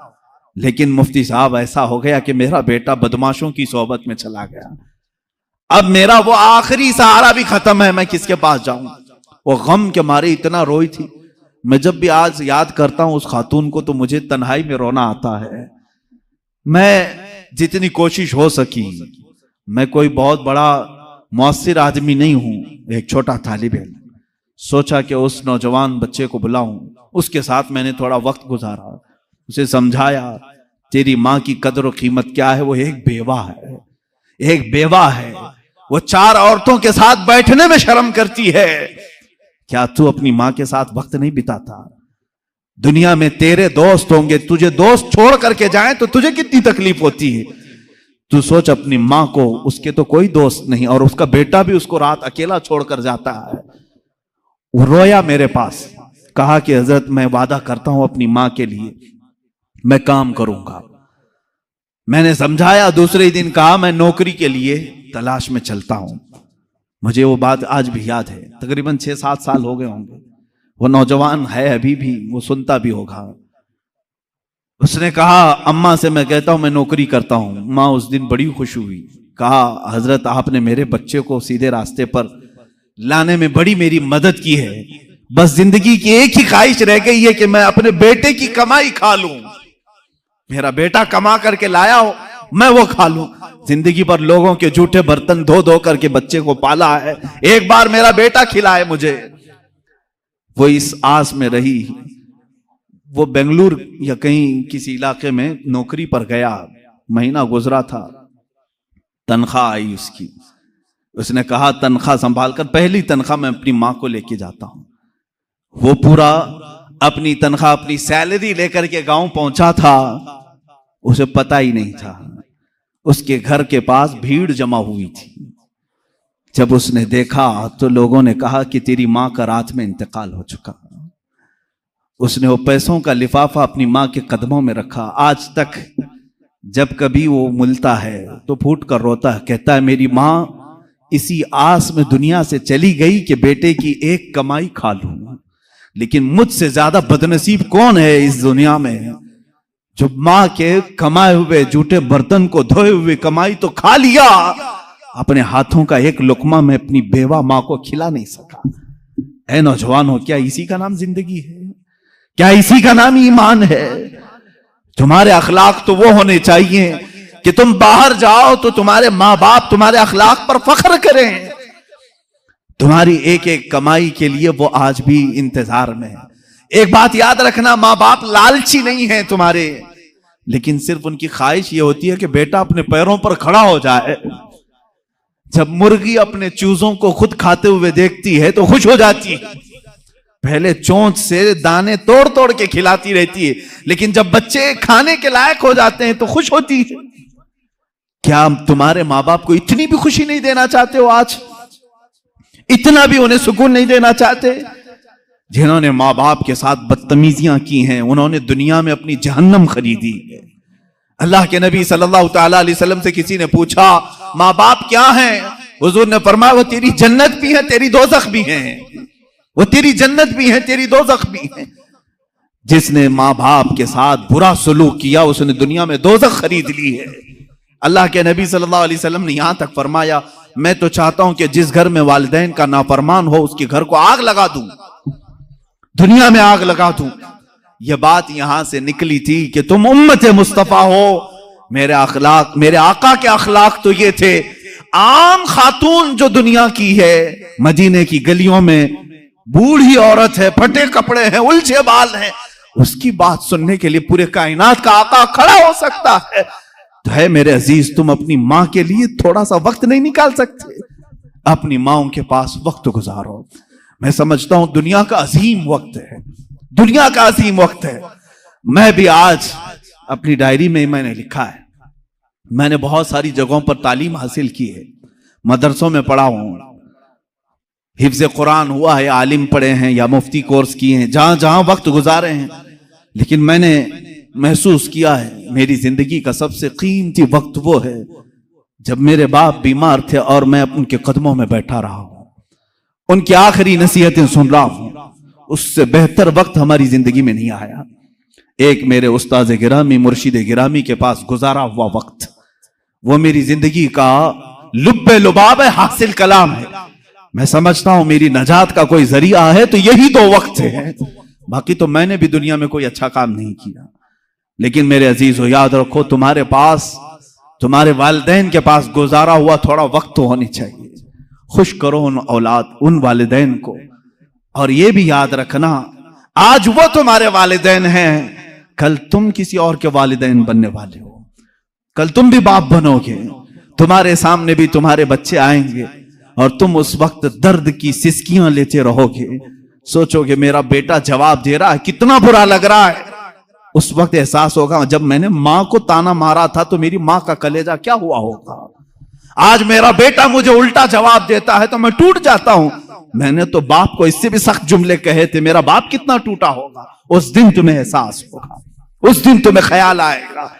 इसलिए अपने इन अखलाक आली को आज अपनी जिंदगी में ले आओ। मेरे आका सल्लल्लाहु तआला अलैहि वसल्लम के अखलाक करीमाना पर गुफ्तगू करनी थी, मगर मैं बीच में यहां पर थोड़ी सी गुफ्तगू के लिए रुक गया। बहरहाल अल्लाह के हबीब सल्लल्लाहु तआला अलैहि वसल्लम के अखलाक करीमाना ये कि कमजोरों में आपने जिंदगी गुजारी, हर कमजोर की बात सुनते रहे। एक सहाबी हैं ज़ाहिर बिन हराम अशजई रज़ियल्लाहु तआला, निहायत गरीब सहाबी थे, गांव के रहने वाले थे और सब्जियां जमा करके मदीने में बेचने के लिए आते थे।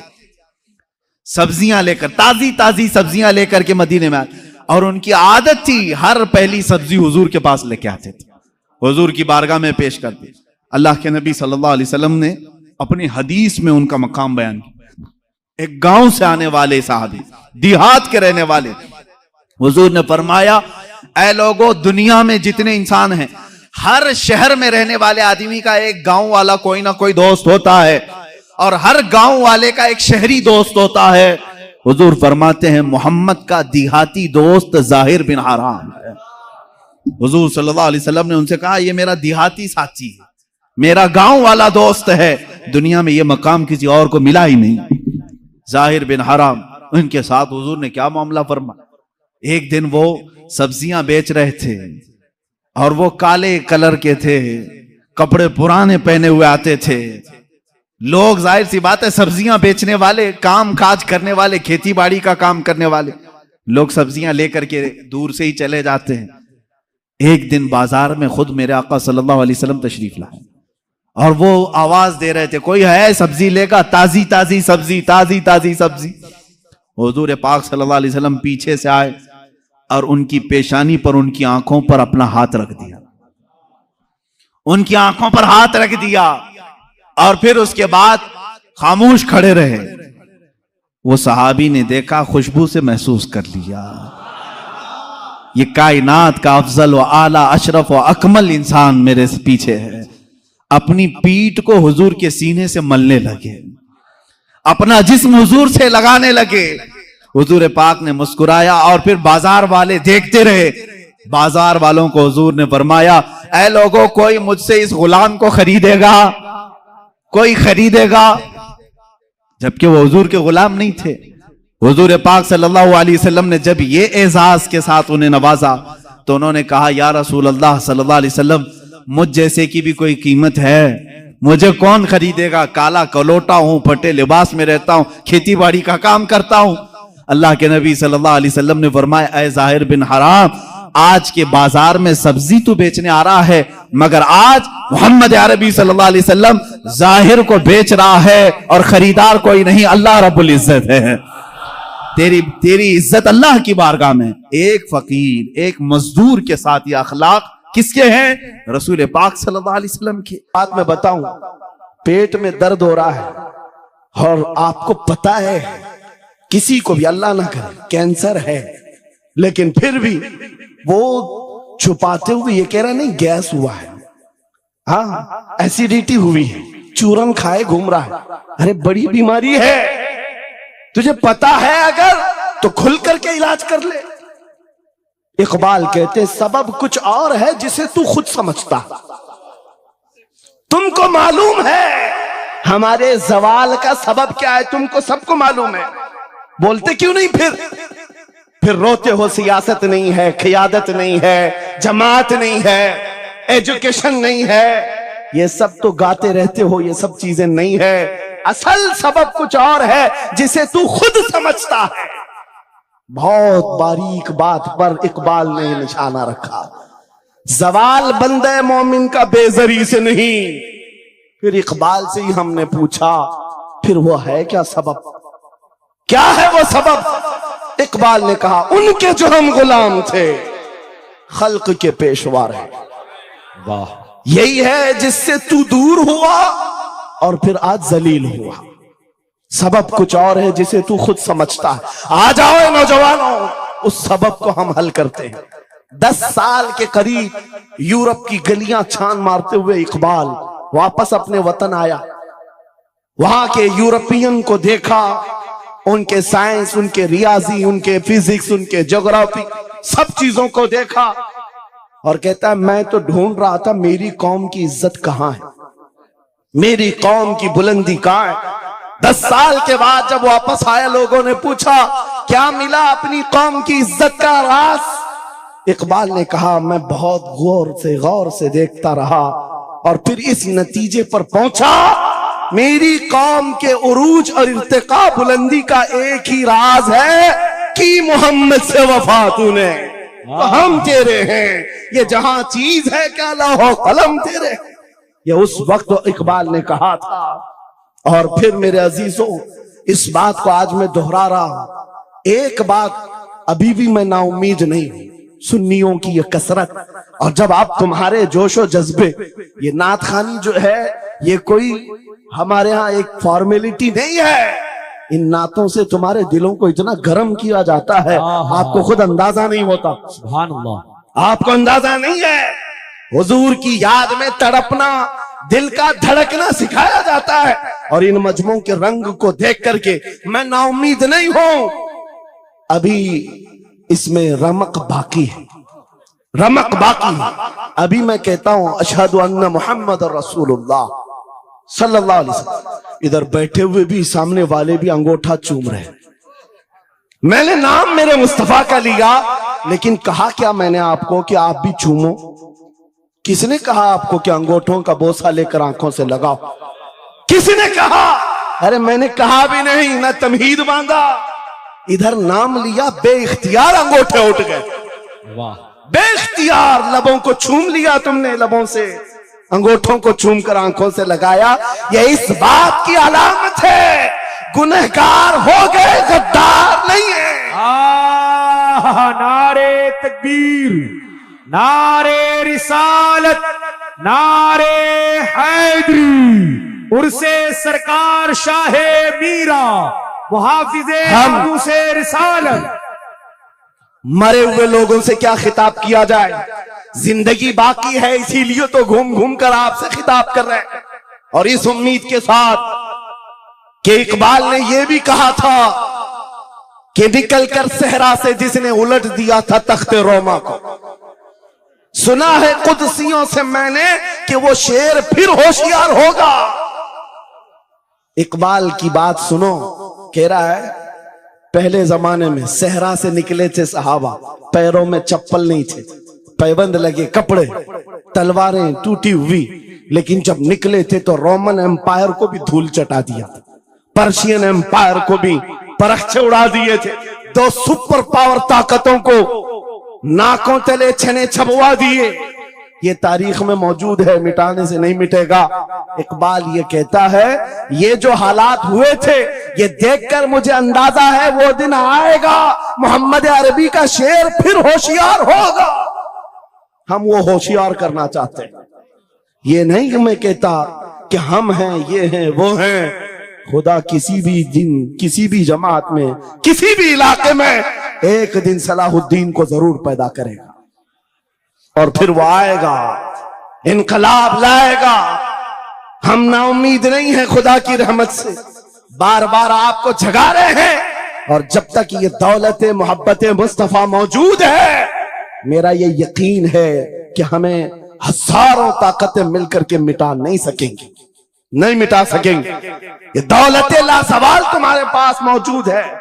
आप नहीं देखते आज हालात बड़े खराब हैं। डॉक्टर साहब हमारे मेहमान हैं, लेकिन आपको पता है यहां के हालात इनके ही पड़ोसी, बल्कि इनकी बिरादरी के लोग जो नात खां हैं, मशहूर नात खां हैं, हमसे पूछ रहे थे कि मौलाना आप जो है कुफार और मुशरिकीन के नरगे में हैं और वहां पर आप इस तरह से बोलते हैं, कैसे बोलते हैं? मैंने उस वक्त बगदाद मुकद्दसा में उनसे अर्ज किया था, क्यों दबे जिस पे हिमायत का हो पन जाते हैं। क्यों दबे जिस पे हिमायत का हो पन जाते रहा, शेर को खतरे में लाता नहीं कुत्ता तेरा। हाँ हम तादाद में कम हैं, हम तादाद में कम हैं और बड़े हालात के मारे हुए हैं, लेकिन हमें अपनी तारीख याद है। बदर में भी तादाद कम थी, उहद में भी तादाद कम थी, और सबसे बड़ी तादाद तो करबला में कम थी, लेकिन फतह का झंडा आज भी करबला वालों का ही लहरा रहा है। सुभान अल्लाह। तादाद माने नहीं रखती। कभी मत जाना इन सब मामलात पर। आज जो ढकोसले पैदा किए जाते, तुम्हें मुर्दा किया जा रहा है। कुछ मत बोलो, हालात बड़े खराब हैं। इनसे पूछो तुम्हारे बाप दादा के जमाने में हालात अच्छे थे, वो भी कहेंगे हालात उस वक्त भी खराब थे, उस वक्त भी खराब थे। हरे सुबह अजल की बात कर रहा हूं। इस्लाम का सूरज तुलू हुआ कि मक्का के हालात खराब ही थे, मदीने हुजूर हिजरत करके गए, हालात खराब ही थे। मैं आपको बताऊं, मेरी फिक्र करने वाले उलमा बड़े बड़े सादा बहुत दुआ करते हैं, लेकिन साथ में ये भी कहते हैं थोड़ा सा एहतियात से। क्या आपका होना यहां कौम के लिए जरूरी? इफादा इस्तिफादा लोगों का चलता रहेगा, फायदा होता रहे। मैं एक बात कहता हूं, मैं तो बहुत छोटा सा, बल्कि मैं कोई घास के लायक भी नहीं। इमाम हुसैन का होना कितना जरूरी था। सहाबा कराम के जमाने में अहले बैत का वो सबसे बड़ा चेहरा इमाम हुसैन का होना जरूरी था कि नहीं था?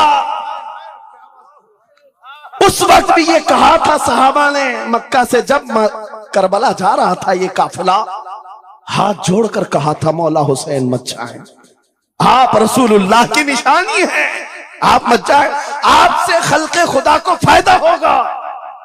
मेरे अजीजों, मैं ये बात आज कहता हूं, हमारी कोई वकात नहीं, हमारी कोई हैसियत नहीं जो ये समझता है अपनी कुटिया बचाने के लिए कि हमारे होने के बाद बहुतों का फायदा होगा।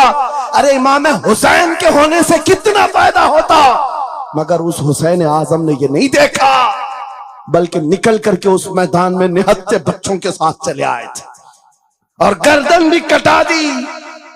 ये समरा आज तक देखने को मिलता है। इस्लाम जिंदा होता है हर करबला के बाद। सुभान अल्लाह। इमाम हुसैन ने अजीम उस रुखसत पर नहीं अमल किया था, अजीमत का रास्ता इख्तियार किया, चले आए। उस वक्त भी सहाबा ने उनसे कहा था आपका होना बहुत जरूरी है, लेकिन इमाम हुसैन की नजर में ये बात थी रह लेंगे चंद साल, लेकिन लोगों के दिलों में जो नर्वसपन होगा, शरीयत की धज्जियां उड़ती हुई देख करके बड़े बड़े लोग खामोश हैं, तो आइंदा आने वाली नस्लें भी इसी तरह कंप्रोमाइज करती हुई चली जाएंगी। मेरे अजीजों, मैं आज खुल करके बताता हूं, मेरी पुष्ट पनाही करने के लिए बड़े बड़े उलमा मौजूद है, एक भी हुकूमत का कुत्ता नहीं है और ना ही जरूरत है। जब कभी पहली मर्तबा मैं तन्हा खड़ा था मुंबई की सरजमीन पर, हुजूर मोइनुल मशाइख मेरे साथ, उस वक्त भी साथ थे, आज तक है।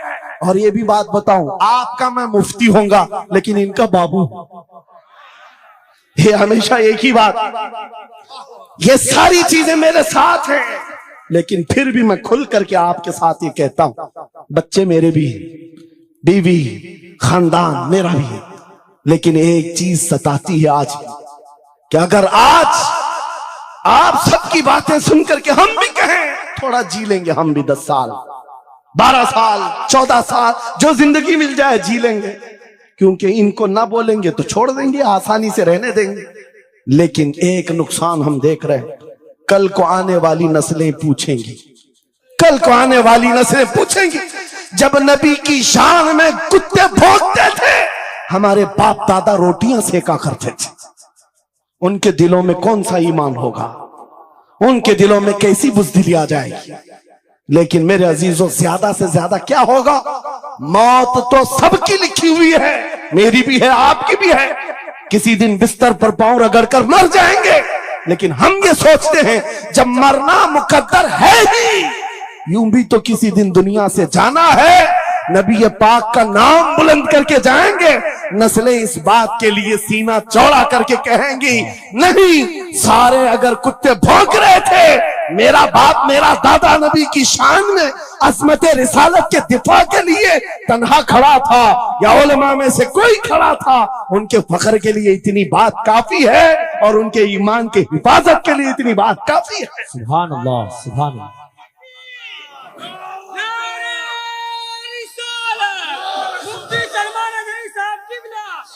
इस अज़मत रिसालत के लिए आपको क्या समझ आता है, बहुत दिन हो गए हमारे आराम के, बहुत दिन हो गए सुकून के, नबी के नाम पर हमने रोटियां बहुत खाई, हुजूर की इज्जत पर क्या क्या नहीं मिला हमको।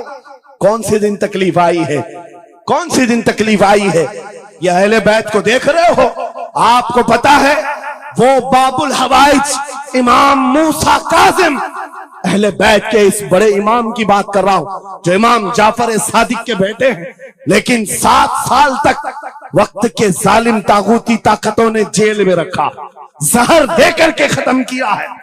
आपको पता है इमाम मोहम्मद बिन हसन अस्करी, जिनको जहर देकर के खत्म किया गया, अहले बैत था जिन्होंने 20-20 साल जेल काटी है। रसूलुल्लाह के शहजादे थे वो, रसूलुल्लाह की आल थे, आज तो लाखों में है, उस वक्त तो नबी के शहजादे चुनिंदा थे, पूरी दुनिया के वो मरकज थे, लेकिन जेलों में 20-20 साल गुजारे, किसी को 10 साल, किसी को 12 साल, किसी को 20 साल।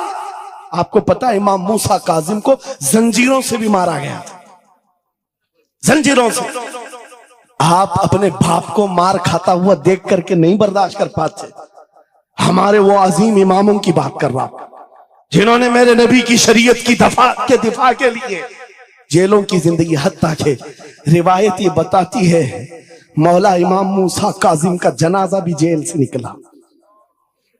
मेरे अजीजों, ये सब क्या बातें सिर्फ बयान करने के लिए रह गई? उलमाए ज़वील एहतराम इस मनसब को हाथ समझेंगे। आज ज्यादा से ज्यादा यही होगा। इसी किछोछा मुकद्दसा के एक बुजुर्ग थे जो मेरे बहुत बड़े आइडियल है, सैयद मुजफ्फर हुसैन कछोछवी। आजादी के मौके पर बड़ी मुसीबतें उठाई और इनको पकड़ करके, एक शहजादा है किछोछा मुकद्दसा का आस्ताना, और जेल में डाल दिया गया था। आपको पता है किछोछा के उस शहजादे ने एक जवाब दिया था जो मेरा फेवरेट शेर है, पसंदीदा शेर है। आपने कहा था मुजफ्फर को मुकय्यद ना समझे सैयद, मेरी असीरी भी सुन्नत आबाई है। माशाअल्लाह, मेरी असीरी भी सुन्नत आबाई है। मुजफ्फर को मुकय्यद मत समझे सैयद। आपको पता है ये तारीख है हमारी, लेकिन सब की सब तारीख इसलिए दोहरा रहा हूं कि हमारी इज्जत उसी में मौजूद है, वहीं पर है। वापस आ जाओ उधर ही। अपनी कुटिया बचाकर, अपनी दुकान बचाकर ज्यादा दिन नहीं जी पाओगे। हुजूर के नाम का दिफा करो, सुबह क़यामत तक मौला नाम जिंदा रखेगा। सुभान अल्लाह। हाँ, अपनी हिफाजत के लिए बहुत सारे लोग हैं, अपनी अपनी फिक्र करने वाले। नबी की इज्जत और नामूस पर पहरा देने वालों की तारीख मिटाई नहीं जाती। हजारों मिटाने की कोशिश भी कर लो, वो मिटते नहीं है। आज आपको पता है पैरों से माजूर खादिम हुसैन को कौन नहीं जानता। लोगों को डर भी लगता है उनका नाम लेने कि गरजता था बंदा और खुद व्हील चेयर पर बैठता, लेकिन लाखों को खड़ा होना सिखा दिया। किस बात पर? क्या अपने बाप के कसीदे पढ़ता था? क्या अपने खानदान के कसीदे गुनगुनाता था? एक ही बात, रसूलुल्लाह की अजमत पर बात, हुजूर की इज्जत पर बात करो तो फिर पता चलता है 8 साल के बच्चे से लेकर 80 साल के बूढ़े के दिल में भी अल्लाह खुद मोहब्बत डालता है। वाह, सुभान अल्लाह, खुद मोहब्बत डालता है। सब चीजें मौजूद हैं उसी जात पर। एक बात मैं अब आपके सामने कहता हूं, गुफ्तगू समेटता हूं। आला हजरत का मसलक देखो, निशान देखो, और आपको उसी बात पर मैं लाकर जमा कर दूंगा। और सुन्नियों का मजमा मुझे पता है, आधा शेर में पढ़ूंगा, आधा ये खुद ही कंप्लीट करेगा। और गारंटी के साथ कहता हूं, मुझे पता नहीं यहाँ के मजमे के बारे में, लेकिन इतनी गारंटी जरूर है आप कंप्लीट करेंगे। क्यों? हमें पता है मिजाज इश्क रसूल का, हमें पता है मोहब्बत मुस्तफा का। सुनो, मैं कहता हूं, वो जो न थे तो, वो जो न हो तो, ये गारंटी है हमारी, ये गारंटी है। आधा जुमला भी कह दो सुन्नी के पास, वो जो ना हो तो, हाँ ये कंप्लीट खुद करेंगे। क्यों?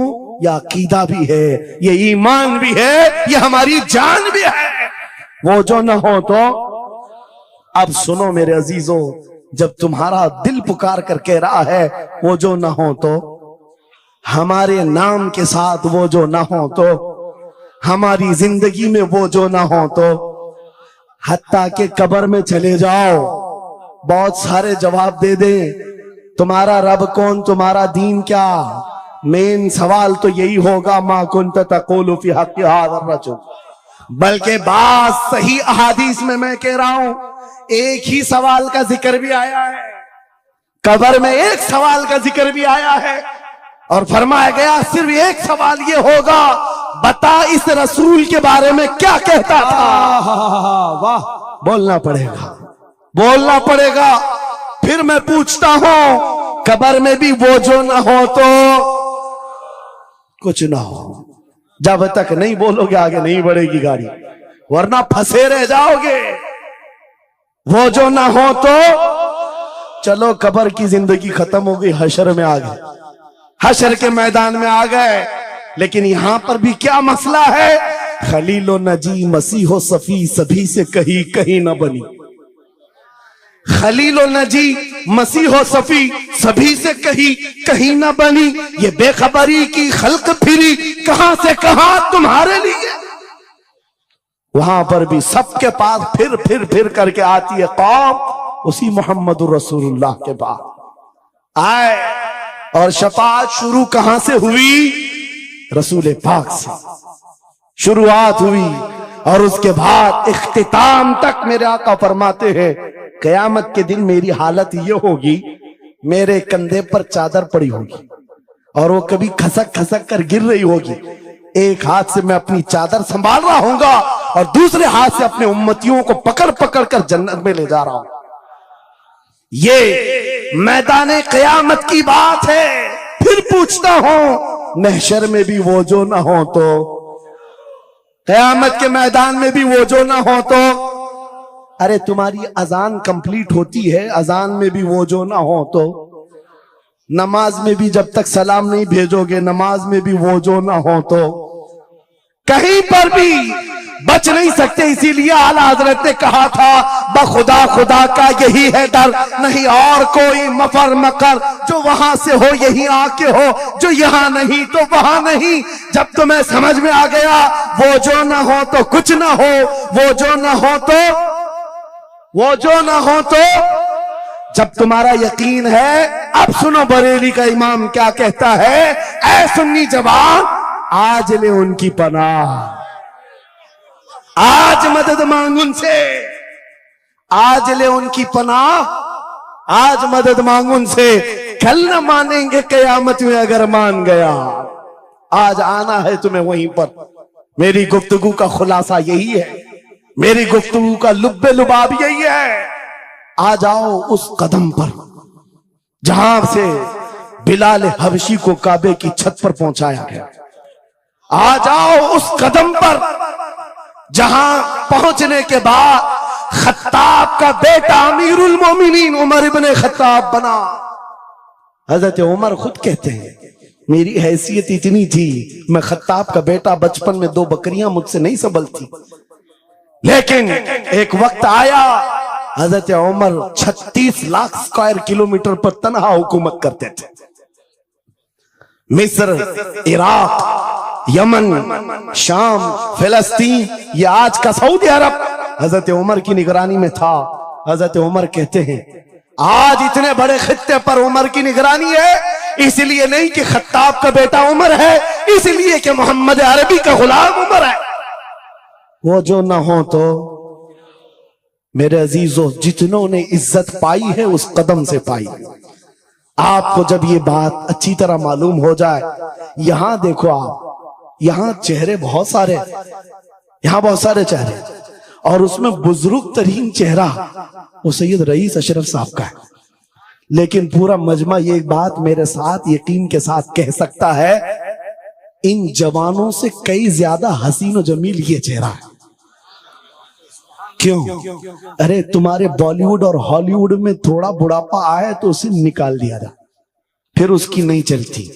वहां सिर्फ रंग और गाजे का काम है, वहां सिर्फ और सिर्फ पाउडर लाली मेकअप का काम है। जब तक जवान थे हजारों फैन थे, लेकिन जवानी खत्म हो गई तो बेचारे उनकी जिंदगी के लाले पड़ गए। और सियासत में भी यही हाल है, 40-40 साल नौकरी किया पार्टियों की, बाद में फिर वो मंडली में बिठा दिया गया, अब आप बैठो दूसरे जवान आएंगे, उनकी भी जिंदगियां खत्म। लेकिन एक बात है, नबी पाक का जो गुलाम होता है वो 80 साल का भी हो जाए, उसके अंदर ना पुरानापन आता है ना बुढ़ापा आता है। सुभान अल्लाह। इज्जत वैसी ही बरकरार है, खूबसूरती वैसी ही है, 80 साल का हो कि 90 साल का हो। अरे 75 साल की उम्र में हमने हुजूर ताजुश शरिया को देखा है, और जिन आंखों ने उन्हें देखा होगा वह इस बात की गवाही देते हैं, 1 लाख खूबसूरत जवानों को एक तरफ रखो और एक तरफ ताजुश शरिया, और देखने वाले की निगाहों को टटोल कर देखना, वो 1 लाख की तरफ नहीं, इस 75 साला उस अजीम हुस्न को देखने में मां होगा जो हुस्न पाउडर और लाली का नहीं है, इश्क मुस्तफा से मिला हुआ। इज्जत रसूलुल्लाह के कदमों से, उनकी वाबस्तगी से है, तो फिर छोड़कर ये दर बदर क्यों ठोकर खाते? कहां ये बॉलीवुड और हॉलीवुड के चक्कर में पड़ गए? कहां तुम टिकटॉक पर मुजरे करने लग गए? कहां तुम गाने में अपनी जिंदगियां बर्बाद करके अपने दिल में निफाक पैदा करने लग गए? अरे ताश के पत्ते, जुए के अड्डे, शराब की बोतलें, ये तुम्हारी शान नहीं, ये तुम्हारे लिए ज़ेब नहीं देखता। और एक बात याद रखो, तुम जिन इलाकों में रहते हो बहुत सारे दूसरों को देखते हो, वो नाच रहे हैं तो हमको भी नाचना चाहिए, वो ऐसा कर रहे हैं तो हमको भी ऐसा करना चाहिए। शेरों को, कुत्तों को कभी देखना नहीं चाहिए। जो शेर है वो अपनी बिरादरी को देखता रहे, कुत्ते को देखता रहेगा तो फिर अपना शेरपन भी भूल जाएगा। इसलिए याद रखो, तुम खैरे उम्मत हो, तुम्हारा लक़ब कुरान में आया है। तुम नचनियों को मत देखो, शराबियों को मत देखो, जुआरियों को मत देखो, वो गाने पे कैसे थिरकते हैं, वो कैसे नाचते हैं, ये तुम्हारा मतलब नहीं है। तुमको अगर देखना है, खालिद बिन वलीद को देखो, सलाहुद्दीन अय्यूबी को देखो, शिहाबुद्दीन गौरी को देखो, औरंगजेब को बार बार देखो, बार बार देखो। इसलिए कि उन अजीम हस्तियों को देखने वाला ये समझ में आ जाएगा उसे, ये सारी इज्जतें जो है उन नौजवानों ने जो हासिल की, वो सलाहुद्दीन अय्यूबी हो कि खालिद इब्ने वलीद हो कि शिहाबुद्दीन गौरी हो कि औरंगजेब हो कि शहीद टीपू सुल्तान हो, ये सब की इज्जतें मुस्तफा के नाम से, हुजूर के नाम से हैं। आपको पता है खालिद बिन वलीद 125 जंगें लड़े, 125 में से एक भी शिकस्त नहीं खाई अपनी जिंदगी में। उनकी तलवार का वजन 35 किलो का है और ढाल का वजन 40 किलो का है, और उनके पूरे जिस्म में एक बालिश्त जगह भी बाकी नहीं जहां जख्म न लगा। जंगे मौता में एक ही जंग में 9 तलवारें टूटी, पीछे कदम कभी नहीं हटा। एक जंग में ऐसा हुआ था कि दो काफिर सर पर आ गए थे और अमामा गिर गया था। गर्दन पर तलवार थी, कट जाती, तलवार की तरफ नहीं देखा, अमामा उठाने के लिए चल पड़े, उठा लिया, फिर सर पर रखा, उन काफिरों की तलवारें नीचे रह गई। हैरत में पूछा कि ये शहसवार है इस्लाम का, सिपह सालार है, और ऐसी बड़ी गलती छोटा सिपाही भी नहीं कर सकता। जब तलवार गर्दन पर हो तो ये टोपी और अमामा उठाएगा। सामने के पहलवानों ने पूछा, ऐसी बड़ी गलती हमने छोटे फौजी से भी नहीं देखा, तुम तो सिपह सालार हो, ऐसी गलती कैसे कर सकते हो? खालिद बिन वलीद का जवाब, यही मेरा मकसद है। फरमाया, तुम क्या समझते हो खालिद बिन वलीद अपने बाजुओं की ताकत से लड़ता है? हरगिज नहीं। इस अमामे में मेरे रसूल पाक के 3 मुँह मुबारक हैं। माशाअल्लाह, मेरा यकीन है जब तक ये सर पर होते हैं मुझे ताकत देते हैं। नारे तकबीर, नारे रिसालत, अज़मते सहाबा। अजीज़ान गिरामी वक़ार, बस आ जाओ इस नुक्ते पर, जिंदगी पूरी टटोल कर देखना, हर बड़े किरदार की तुम्हें एक ही उन्सुर नजर आएगा, जिसने नबी पाक पर जितना अपनी फिदाइयत का इजहार किया, मौला ने उसको उतना ही बुलंद किया, उतना बुलंद किया। अरे बीमारी के आलम में लकवा, फालिज, ये बहुत अजीब खतरनाक बीमारी, हाथ भी नहीं उठता, पैर भी नहीं उठता, इलाज भी नहीं होता। लेकिन ऐसी बीमारी में भी अस्कंदरिया की सरजमीन से शरफुद्दीन बूसीरी ने पुकारा था, मुहम्मदुन सय्यिदुल कौनैन व थक़लैन वल फरीक़ैन मिन अरब व मिन अजमी, मौलाया सल्लि व सल्लिम दाइमन अबदा अला हबीबिका खैरिल खल्क़ि कुल्लिहिम। 170 अशार लिखकर अपने नबी की बारगाह में अपनी मोहब्बत का इजहार किया था। जानते हो, नबी आए भी और अपना हाथ फेर करके लकवा और फालिज से सही भी किया और चादर भी इनायत किया। लेकिन जिस वजह से मैं ये बात कर रहा हूं, आज पूरी दुनिया में घुमाओ, अफ्रीकी हो कि अमरीकी हो कि हिंदी हो कि पाकिस्तानी हो, लेकिन एक कसीदा सबको याद है, मौलाया सल्ली व सल्लिम दाइमन अबदा अला हबीबिका खैरिल खल्क़ि कुल्लिहिम। मैंने बहुत तहकीक करके देखा, शरफुद्दीन बूसीरी का ये कसीदा अक्सर को समझ में नहीं आता, लेकिन गुनगुनाता हर कोई है, पढ़ता हर कोई है। पता ये चला कमाल बूसीरी का नहीं है, जो नबी की अजमत बोलता है मौला उसे सलामत रखता है, सुभान अल्लाह, जिंदा रखता है। आला हजरत जिंदगी भर मेरे नबी का नाम लेते रहे, आज मजमू में उनका नारा है। हमारे मजमे उनके नारे के बगैर कंप्लीट भी नहीं होती। हम में से कौन देखा हुआ है आला हजरत? कोई नहीं देखा हुआ है, लेकिन हुजूर के इश्क की बुनियाद पर हर जगह